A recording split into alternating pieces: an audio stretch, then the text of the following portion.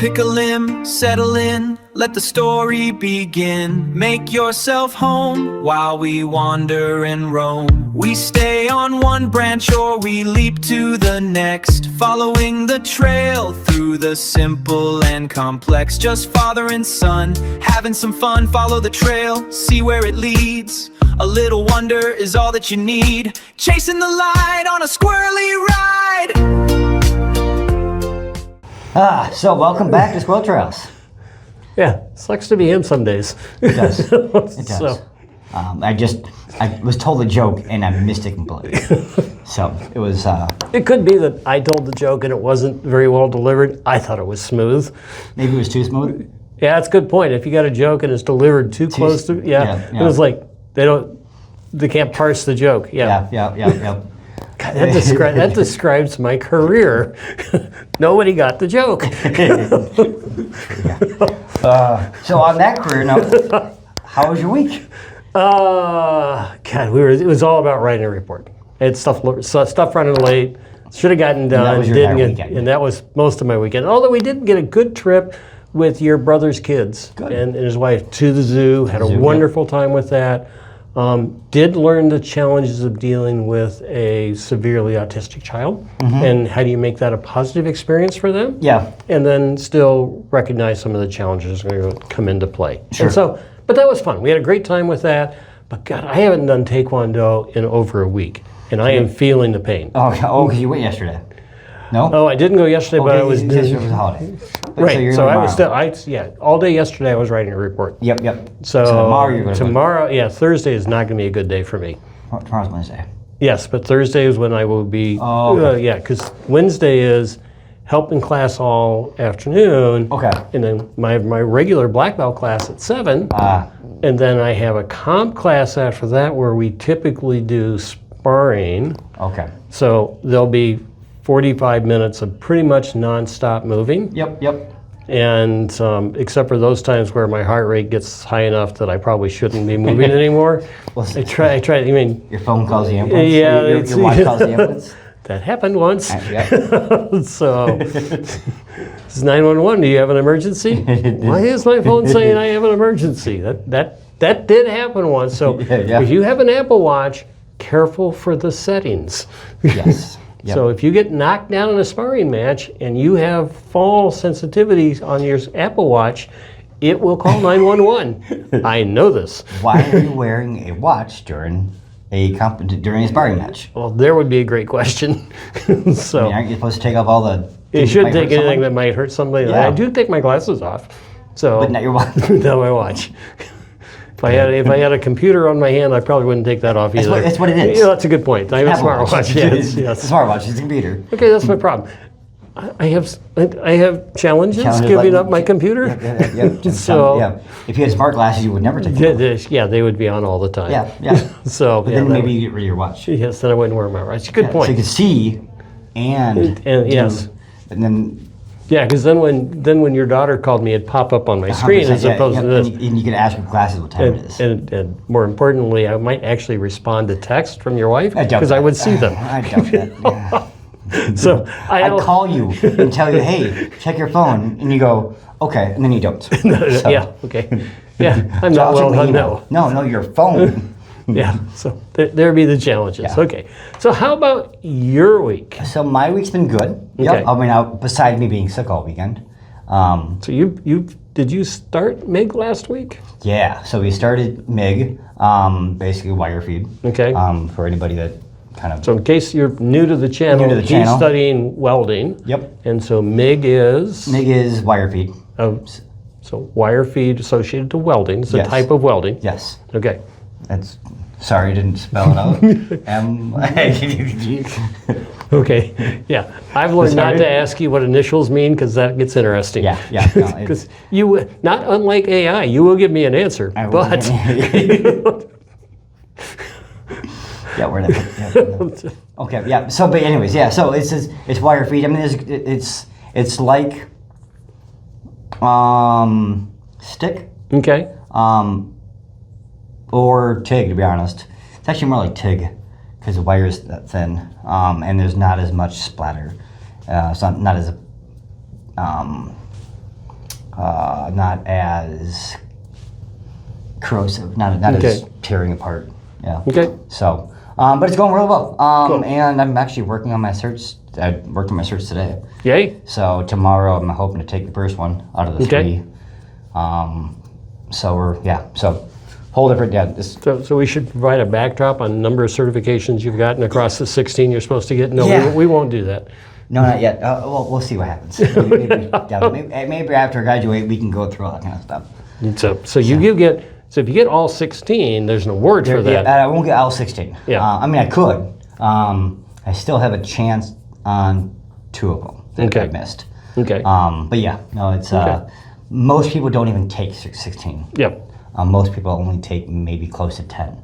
So this is an interesting part with a skills-based program like this. You know, in a class, you're expected to get like 70% or something to pass a class. Yep. Most of my certification exams are all 70%. Whereas when you're doing welding, it's pass-fail.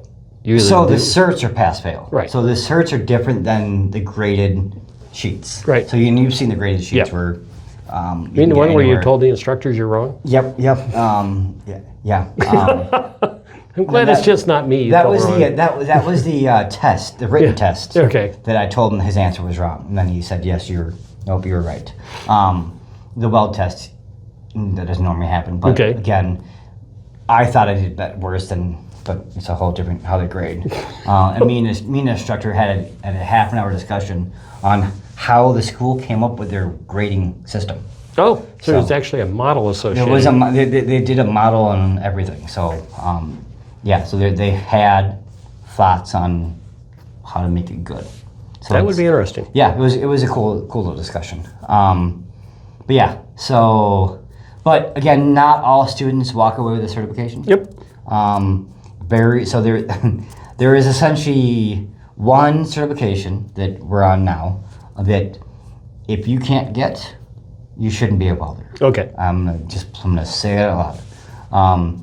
There is one student a couple classes ago that didn't even get the easy certification.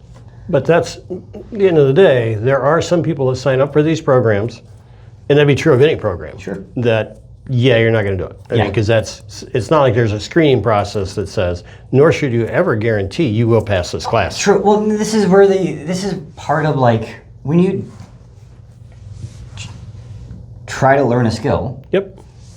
You need to learn. Yeah. And some students don't take it as serious as they should. Nobody should hire me as a carpenter, as an example. No, but you didn't go to school for that. Good point. So this is where they've graduated the school. Yep. And gotten probably closer to like 80%. Okay. For graduation. Yep. Doing everything. But just didn't walk away with any certs. Yep. The problem is that means when you go in a welding job, if you go to apply for a job, if you get accepted, they will have you take a test. Okay. Regardless of how many certifications you have. So not unlike when you were doing web design. You had to go solve this problem. Yes. We do this in many of the technology fields. Yep. I mean, not in my field because we just think for a living.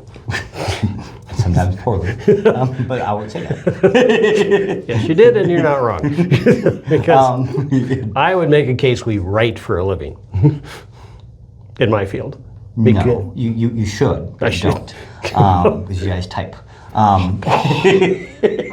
There's in writing, there's an interesting study I read last week that when you type, and more importantly, when you write, your writing kicks off different and more important components of your brain than when you type.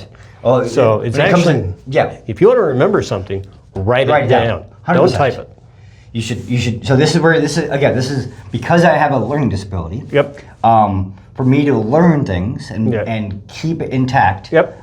I have to read it, listen to it, and write it down for me to actually get it in my head. So I should have left more paper in your room growing up so you would have write stuff down. No. I mean, yes, but no. I wouldn't have done anything. Again, I didn't learn those things until after I graduated high school. So you didn't actually learn stuff until you left school. True, yes. Well, okay, you did learn things. I learned a lot of things. Okay, let's not go there. But anyways. Sorry, we wandered. if you're new to the channel, this is what we do. We started on a topic, and then we just trail off into how to study for no reason at all. All right, so we're planning on talking today about trucking. So this is okay. Whoa! Wait a minute. So our topics have been welding and IT related, and then other crap I just throw in because it's fun to me because you can't ever keep me focused. Nope. Welcome to my life, my boss's life. I can't stay focused either. So why are we talking about trucking? So there was More importantly, why are you interested in talking about trucking? Because I used to be trucking. There you go. This is a topic that is dear and close to my heart. You spent how many years behind the wheel of a truck? 10? 9? 9, 10? Yeah, close to actually 10. Yeah. So, You moved down there when Abby was 4. And I started driving. And she's 13. Later. So 8 or 9 years. Yeah, feels like 10. Yeah. Trust me, it feels like 20. So I would say behind the wheel or under the wheel occasionally. Yeah. Well, yeah. So I've been and self-employed driving for 8 years, give or take, a couple years, and then had my own authority for 3. Now, when you say you have your own authority, means you have a DOT number. My own DOT number. So you were a owner-operator under your own license. Started off as an owner-operator, kind of, depending on how you read the contracts. You're driving for a company, but under their license. So but there was my truck. Sure. A whole different topic. We may hit that. Actually. Yeah, okay, we may hit that yet, maybe not. We'll see what happens. But then under my own authority. And you thought, so one person that's watching, because we know that there was one person watching last week, because it's been a lot of conversations with David. Yep. Not sure, well, actually 2, because there was him and his AI. Yeah, then I deleted all those comments, because they were. So. Yeah, strange. So. I have no clue where I was going now. How many times does that happen when we're on the phone? Right. Too many. It's easier when I go, okay, I think we're going to be done now. So that's why it's important, because this has been kind of my way to make an income for a while. Yes. And at some points in time, you actually made a pretty decent income. I made pretty decent money doing it. Yeah. Or your truck did. My truck's always made good money. Me making good money, give or take. Yeah, your truck is really challenged on how your truck spends its money. Yes. It does not do a good job on how it spends its money. No, it's definitely either way high or way low, one of the two. Never evenly. So yeah. But yeah, and the industry in itself is something that it's a love-hate relationship. It's kind of why I got out of trucking altogether, is because of that relationship. It reached a hate component. It did hate. It hated you and you hated it. Well, no, because the companies loved me. The problem is, did the companies love you, or did your people you delivered to love you? So the people that I delivered to loved me, but the companies liked me because they could always call me. Yes. Say, hey, what is this rule? Or how do we do this legally? Or is this legal or not? So you knew all the rules, but what happened when they asked you to break the rules? Yeah, then they knew I wouldn't, because I told them straight up. Okay, so in that case, there were periods in which they didn't like you. But companies would never ask me to break the rules. Well, let's talk about this case, because that's really where this comes down to. Yeah, 100%. So there was a case that went to the Supreme Court where a trucking company, hit a parked truck. The trucking company hit the parked truck. A trucking company, so a guy driving a truck, semi-truck, hit another parked truck. Okay. And the guy in the parked truck lost a leg, unfortunately. That's a bad thing. I mean, this accidents happen on the road, and this was in a parking lot, or this was on the side of the road. The guy that was parked was. On the side of the road. On the side of the road, I parked. So. Okay. So driving is dangerous. Let's just get this clear out, that driving a truck cross-country is dangerous. Yep. And because you're doing a lot of things, and there are a lot of rules around how you try to reduce the likelihood of that occurring. Sure. So, I mean, so a company has a DOT number. Okay. And that DOT number is for the company, not the driver. Okay. And every time a driver gets pulled over, whether it be on the side of the road or at a way station, they get a score. Yep. They go through a list of things. Is your truck safe? That kind of thing. Check your logs. Check your logs. Check your paperwork. Make sure everything's strapped down properly. And make sure you're a safe person. Make sure you have a license to drive. Okay. All these things can affect that score for your DOT number. Right. So, yeah. Question? Yeah. So let's roll this back a bit. Okay. So in this case was Montgomery versus Carbide 2, I think, or whatever that was. Yeah. And so Carbide 2 was so let's go back to the case a bit. Okay. So a driver for Carbide hit a parked vehicle. Yes. And the driver of that other parked vehicle lost a leg. Yes. So there was clear injury. And it was significant. Yep. So, and the driver that got hit was probably Montgomery. So, anyway. Yeah, probably. Yeah, either a company or a person. Company or person. So they sued. Yes. And they sued the trucking company. Yes. Okay. So, but all the conversation has been about C.H. Robinson, who was the broker. So, the original lawsuit didn't even involve C.H. Robinson. Okay. The original lawsuit was the trucking company. Okay. So Montgomery sued the trucking company. Yep. And I have yet to find out why it went to C.H. Robinson. It looks like the trucking company didn't have any money. Right. But what happens when you sue somebody? Yep. You sue that point person, which in this case would be the Carbide trucking company. Yep. And then you identify anybody else that you can add to that lawsuit. Sure. Okay. So, because the trucking company may or may not survive, C.H. Robinson's got money. So you are, as somebody suing, you're going to identify anybody you could possibly call, the term is called nexus, that you could tie to that. Okay, cool. And so why hasn't this happened before? Well, it has. Okay. A lot. It just hasn't made it up to the Supreme Court. Sure. So why did it make it to the Supreme Court? So in this case, it went to the Supreme Court because so there's been, okay, so the way it works, you sue somebody in a court, it goes up to that, and on the federal side, it goes up to district court makes a decision, you don't like that, you take it to you appeal that to a district court, and the appellate court, either side will do that, and then so in this case it would go to one appellate court, and then if you don't like it, you can take it to the Supreme Court. The Supreme Court may choose to hear it or not. Sure.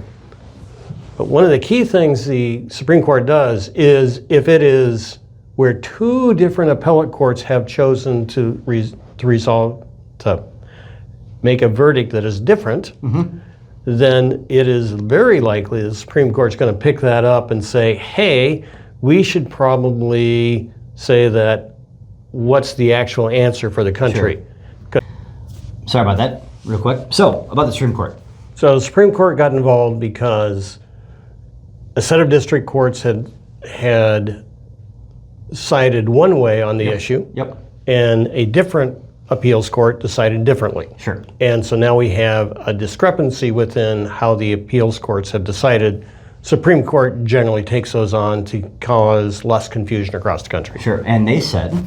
So in this case, Supreme Court said 9-0 that yes, a broker could be sued. Okay, so because normally brokers couldn't be sued. Yeah, background on this one is that because of the accident, which we talked about, Yep. And they sued everybody. Yep. And the question was, so why can't I sue the broker? Yep, because I think this has been a case where people have tried going after. Yeah, and because of how brokers are looked at, the Right. What was it? The FAA, Federal Aviation Administration Administrative Act. Yep. Which is, because that covers motor carriers. Yeah. Anything with motors, but aviation, we couldn't figure it out. Yeah, not a clue. It was too squirrely for even for us. So they made that decision that under those rules, brokers said that we can't be sued. Sure. And because we're involved in motor carriers, so you can't sue us. And the Supreme Court said, yeah, it sucks to be you. Yep. which is good and bad. Yeah. So what it means is that if somebody is sued, that somebody is hurt, in this case, lost their leg, big deal, that I can sue the broker because the broker didn't select the trucking company that was safe. Yeah. And that's really what this comes down to. Yeah, and that's where this comes down to, is because C.H. Robinson, they'll hire anybody. Well, and most brokers will. If you're getting a if you're finding a load off the load board, most times they'll hire you. Yeah. The only things they really look for, in my experience, is your company been driving for longer than 6 months? Right. Are you can I trust you to deliver the load? Yes. That's really what they're after. Because for the cheapest amount. For the cheapest amount, yes. Because that is one of those. Yes. And that is what C.H. Robinson's attorney said, is that, hey, they're licensed to load, I'm good to go. We talked about this. Who are, in their defense, kind of, they're licensed. If they're licensed to drive, if they're licensed to deliver, they still have an active DOT number. Right. Why aren't they allowed to be able to drive? Well, and they're allowed to, and the distinction here is what's allowed to and what should you do to ensure that you're not going to get in trouble. Because this is a classic part of third-party management. So, in this case, was this trucking company somebody that you would hire? Looking at the score, no. And why is that? Because should that matter? So yes. It should. And so in my view, yes. In my view. So these guys weren't squeaky clean. These guys weren't squeaky clean. So were they anywhere close to clean? No. They had accidents, 3 accidents in the past 4 months. And they had prior to this accident. And they had violations related. Violations of logs, unsafe driving. But yeah, every rule in the rule book basically. So and they had these were like 10 drivers. Yeah, so they had 9 drivers. 9 drivers. 9 okay. Drivers. And so usually that many drivers, if your score is that bad, every driver is that bad. Yeah, because that becomes one of those things that at least I've found in my job is that if you start to see a problem across multiple environments, it's probably going to. If I'm looking at a group of kids. Group of teens, and 4 or 5 of them are doing something, and there's a group of 9. I'm guessing they're all involved. So why should if they have a license, if their company is legally allowed to drive, the DOT has said, "Yep, you guys can continue doing your work." Why is that not good enough? To go, hey, DOC, the government says they're able to do their job. So if I go hire no, it's not adequate because you have a lot of liability as a company that when I hire somebody, there's a due care requirement that says I've hired somebody to do something that they're going to be able to do it safely. Sure. I'm not going to hurt anybody in that process. They're a good company to do that work. Sure. And that's really what the distinction here is. Up to now, brokers didn't have to care about how safe a company was. No, they took a little bit of care. A small amount. Yeah. But not really. And in point of fact, their attorney said, we don't care. We don't care. Again, it came down for them, price. Yeah, it came down to price. And the reality is, should price be the only thing to drive safety on the roads? No. So, because that's really where this comes down to, is safety on the roads. And so, have you been asked, we won't talk about companies, have you ever been asked to break the rules? Yes. Okay. And you've chosen not to. And not just by the company that I'm driving for. Okay. I've been asked to break the rules by the broker. Okay. I've been asked to break the rules by the receiver. Yes. Hey, We need the product now. Right. You're an hour down the street. Just drive down here. Yeah. We won't tell anybody. We won't tell. Yeah. It doesn't matter. You need to get it to us, or not, or we're going to mark you. We're actually going to pay you less. Right. Sorry, I can't do it legally. Right.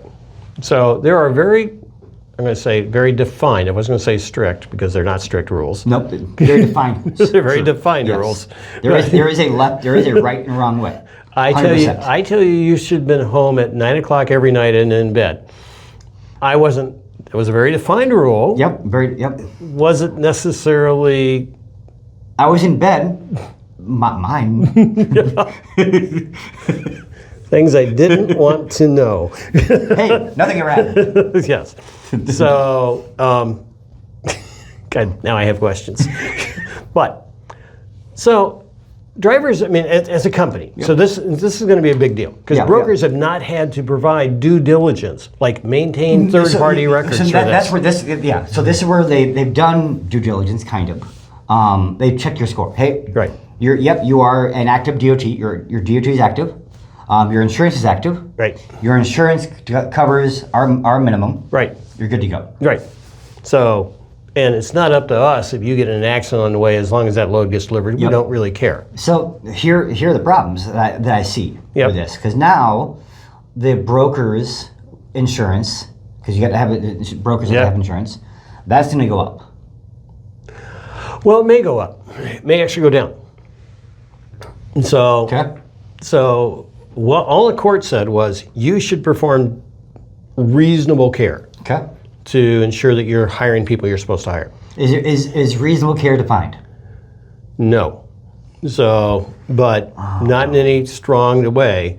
But there are a lot of court decisions. This is the concept of providing oversight of third party. Yep. That has been hammered out in court systems for decades. Okay. I mean, I work in the security and privacy fields, technology. We have hammered that to death of what does good third-party risk management look like. Sure, and things still happen though. Okay. Good third-party risk management doesn't mean bad things don't happen. It means that you've taken reasonable care. I mean, there is a higher standard, but let's not go there.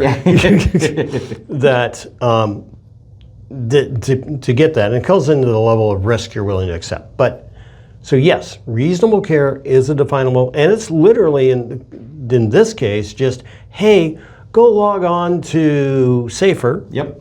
Go along to DOT sites. Yep. And we've got a list of what those would be to go look up and say, hey, before you say yes, I'm going to book a load with these guys, they have a reasonable score. Now, what that means is, well, let me ask the question: is there an actual score, or is there just a bunch of data? So there's both.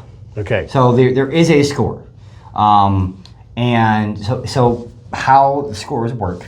Yep. And I don't know all the precise numbers, but let's not get into a lot of detail. We're not. Yep. You're going to be kind of broad on this. That's what you tell me all the time. I'll try to get. I can hear this going now. I'll get as broad as I can. Okay. So, if you get a violation, if you get pulled over, okay, it's either good or bad. Okay. If you don't get any, if you pass with no violations, that's a 0. Yep. If you have violations, that's a point. Okay. So it's like points are bad. So it's like getting pulled over by a cop. If I get a warning, I get 0 points. If I get a ticket, I get points. If you still get warnings, there are no really warnings. Wrong. Sorry. Okay. Truck drivers will know. Warnings by the DOT, sure. Okay. So, all right. So you can get a 0 or you can get something other than a 0. Yes. That's the key. Yep. 1, 2, or 3. Okay. 1, 2, or 3. Depending on how bad the issue is. And those add up. Those add up. And you hold on to those for how long? 3 years. Now, kind of. So the point. The points last for 3 years. Okay. But say you get and it's not a 1, 2, and 3. It's like a 1 through 9. Okay. And say you get a 3. Okay. Okay. After a year, I think it's a year, it gets dropped down from a 3 to like a 2. Okay. And then a year later, it goes from a 2 to a 1. So I get a score, and it decreases over time as long as my driving record is clean. Your driving record looks good. And the more zeros you get, again, it's all based on percentages. Okay. So if you say you get 1 bad DOT score, but then you get 3 good ones, your score will go up. Okay, so it's averaged it's out. Averaged out. So it's not a running total. It is a running total, but over average. But over an average. So for a 3-year period. And we're not even going to try to do math on this channel. No, just saying. That's a broad scope of things. All right. So, Lord have mercy. Okay. So, I can go look at that and say, based on a number. Anybody, you could go look at it right now. You could go type in a trucking company name. So you could go look up Vancourt Trucking, which is yours. They can't anymore. Well, they could. Actually, yes, you can. Vancourt Trucking. It's not active anymore, but you still could go look up my store. Right. Or you could drive by a truck, see the DOT number, and you could go look that up on a truck. Or the trucking name. Yeah. Oh, we should do that. Just pull up brand ones. Oh, does that go well? No. It goes fine. Okay. Sorry. If we have a boring weekend. Okay, might have beat me writing a report. This is where this is where like DOT scammers used to because the old way of DOT numbers were consensual, were 1, 2, 3, just come out. And so you would just guess. You actually go, okay, I'll steal a number. It's what we call an enumeration attack. Yep, and you would just steal it and use it. Yeah. And yeah. Okay, we should do the same thing on websites and that kind of stuff. You can actually do. All right, so. All right. So I can go look it up. Yep. And so a broker can easily look that up before they choose to book a load. 100%. Right now they don't. Right. So they do. They do it. I've had them do it to me. Okay. So they do go look. Some do. Yes. Because they want to know how long you've been driving. Okay. Because that is the number one thing. Have you been driving for at least 6 months or a year? I'm filling out a checkbox. Okay. Have they been driving more than a year? Yes. Do they have a DOT number? Yes. Other way around. Okay, yeah, but whatever. Do they have a DOT number? Yes. Does they've been driving more than a year? Yes. Are they safe? No, they don't check that. Yeah. Well, they do generally. So yes, I think the lawyer was a bad argument, a horrible job, because I had been told by C.H. Robinson themselves, hey, we can't give you the load because your score is bad, when I was driving for someone else. Okay, so hold on. That fails the evidence test. Okay, I take that back. That may be true. When did that happen? That happened 4 years ago. So it happened before this accident occurred? Yes. Okay, so they fail. Okay, so they may have checked, they may not, we don't know. This is where the argument from the lawyer, I believe, is horrible.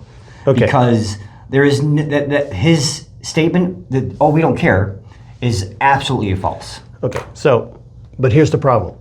They still selected the driver. Yes, agreed. They still selected.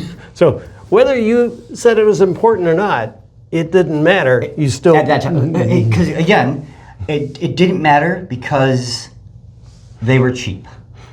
Okay, so cost, price overrides everything. If we actually go look at that specific load, and go look at who applied, that they were the cheapest. They were the cheapest ones to do it. It may have been, and to be honest, so hold that thought. So here's what's going to happen in God. Sorry. So brokers are going to need to check and record that they've checked, and they maintain that file. Sure. And so that could be a printing of the page. Right. Yep. Or just whatever. Make it easy. Let's not. Otherwise, you're going to end up. How many trucking companies does C.H. Robinson? You could have rooms full of these things. We want to avoid that. You should. Okay. So now, though, what's going to end up happening is they check that, but what happens to the guys that already have bad numbers? So let's say you had. Okay, well, you're going to. Okay, so we've already seen interviews on this where guys are saying, I can't get loads. Yep. Because the score is bad. Yeah. But you're seeing other guys saying, hey, I'm not seeing these bad drivers I used to know, and I'm able to get more loads. Yes. So is this just going to be a case of where the trucking industry shakes out? Kind of. I think it'll shake out a little bit. Okay. I've heard Yes, this will shake out the industry, get all the bad drivers out. Yeah, it's not going to happen. No, this is not going to happen. Because what's going to happen is when someone's SAFER score gets to a certain point, we'll just go get a new one. Because guess how much that cost? How much does that cost? Less than $1,000. Okay, so I can get a new DOT number essentially for less than 500. For less than 500. Yep. And set up essentially a new company. Yep. Now I still fail the "are they driving for a year" test. Yep, sure. So that's there. Unless you buy that one a few months after you buy your first one, and just let it cook You for a little bit. This sounds like cooking the books. 100%. Companies do this. I know companies that do this that have more than one DOT number. So they may be driving under 2, or they may be driving under 1. The other one has no. This industry drives me crazy at Truck. Why out? Okay, so let's go. So this clear path. This is saying, okay, and we can walk through some other. We'll walk through what happens. We can get real on this. So, but what the guidance is saying is trucking companies should actually care about this. Yes. Now, one of the things that I would challenge is for you or anybody is, so I have a bad driver. Yep. And they go, because the points don't go with the driver. Nope. I can't look up what a given driver does. No, they can a little bit, but depends on the violation. But no. Yeah. Yep. So you were a bad driver. You didn't get in an accident, but you had logbook violations all over the place. Whatever it might be. Sure. And so you leave. Company A says, "Hey, we're cleaning up our numbers. Yep. We can't afford to have you on our books. That score is important to me. Yep. See ya." Yep. You go across the street to another company who thinks it's just as important, but they have no way of knowing that you pay no attention to the rules. Yep. So do you as a company start saying, so which company did that driver drive for before? And that's what's supposed to happen currently. Yeah. It's supposed to, if you're hiring a driver from this office and he's got experience, you go call and say, "Hey, where'd you come from?" Go call them. Then you go start to check to see, and then go look to see what that company's numbers are. The company should do their due diligence to hire that driver. So in theory, I'm going to add this. So you were a good driver. You rarely broke any rules. Yes. In fact, I can't think of hardly any that you did. And any time that I know you broke a rule, you couldn't sleep for 2 weeks. Absolutely did not sleep. If I accidentally broke her, if I accidentally went over my hours by like a minute because I couldn't find a place to park, I couldn't sleep. I'd get sick for 2 weeks. Yes, I know. That was painful to watch. Yeah. So, but you may have been not worse. So let's say you were driving for a company that had a lot of violations and you went, "Okay, I'm out of here because these guys are idiots." Yeah. So I go to work for someplace else. I go and they look up that driver number, that company, and went, "Oh God, those companies have a low number. I'm not going to hire David." That's one of the exposures we're doing this is how that comes into play. So, because we're way over time on this. So, freight companies, the brokers are now accountable, and they have to build effective third-party management companies. And that's going to be hard because they haven't had to do that before. Sure. And it's going to have downstream impacts to cost. It's probably going to raise some cost because the guys that are willing to do this for cheap may not be around. And if you hire those companies, this is where insurance companies could go down. Is if I'm doing a better job of hiring good companies, my insurance rates may actually go down. Maybe. Because that's what happens with insurance companies. Insurance companies are going to dig into this. Sure. And they're going to do this. And to be honest, right now, they're probably going to take it really serious about this. It'd be surprising for the insurance to go down, but yes. Yeah, just because they don't have to. They don't have to. So, but it could, how do I avoid making money? Yeah. Motor carriers, the actual trucking companies, are actually going to have to care about this. Yes. Now, what happens to actually meeting the the delivery requirements? Because right now, many of them are doing this because they're breaking the rules. Not everybody, so I don't get every truck in the world. Well, there's only one of you listening, but calling us back, I get that not everybody breaks the rules, but there's a bunch to do. There's a bunch to do, and there's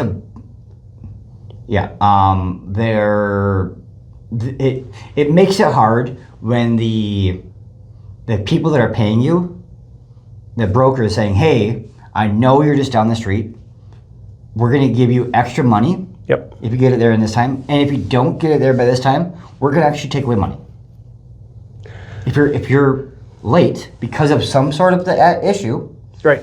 Now we're going to pay you less because you've missed your delivery date. Because you missed your by an hour.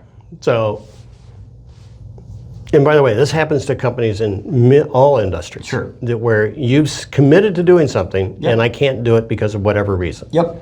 And that's going to cost you delivery money unless you try to figure this out. And the fun part is, it shouldn't. And I'm going to just be upfront about it. I guarantee you that the trucking company will get docked money for being an hour late. Yep. But the broker didn't pay or charge the customer less. The broker kept the money. Wait a minute. Are you saying that there isn't a through line on penalties? Oh heck no! This is where the Transparency Act for the brokers needs to happen because they're making way more money than you think.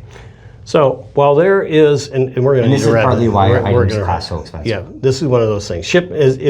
A key point on this, just to add to this, simply because the brokers were the last ones sued, there's a question that comes out of this that if you're selecting a broker to ship through, or you've gone directly to a company. I was going to bring up, what happens if I work directly with the shipper? You need to, you have that same as... Now the shipper has, instead of the broker. Yeah, you have to do that due diligence yourself. Yep. And God, I mean, if I'm like contacting DHL directly to have something shipped, DHL is they're a broker. They're a broker. Okay. We're talking like if I go talk to an XYZ company to get my steel. Yeah.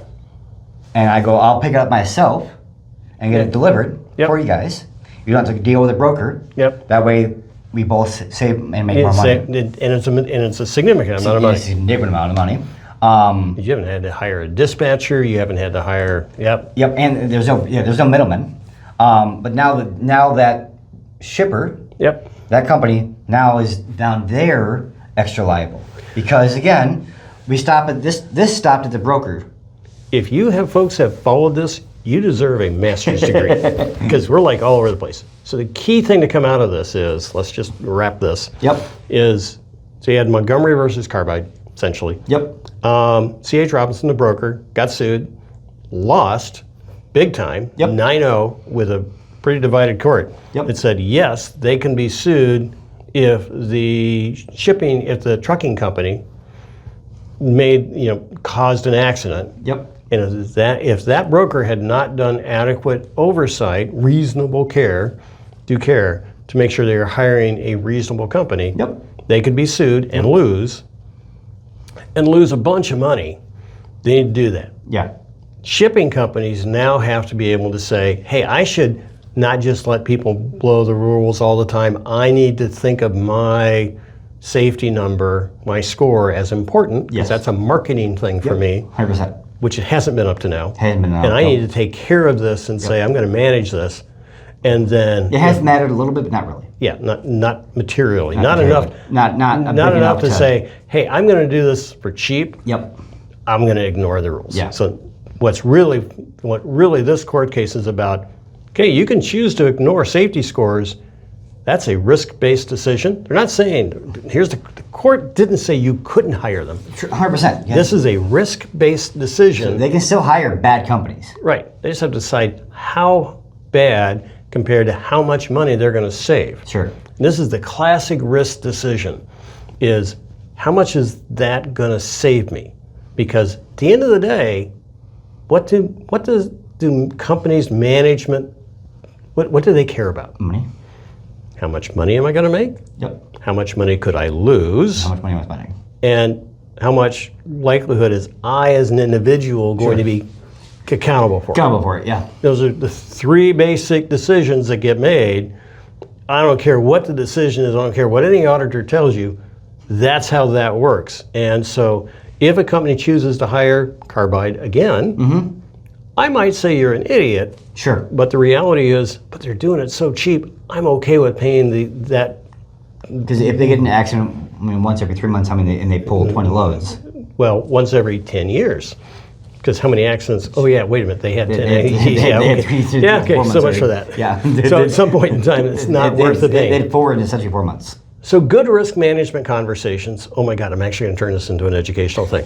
Great. Implementing good risk management programs save you money. And how much money did C.H. Robinson spend taking us all the way to the Supreme Court? Yeah, for having to go all the way to the Supreme Court. So that's one of those takeaways on this is, well, I'm going to win this case, but you spend so much money on that process. Yeah. So brokers, do your homework. Yep.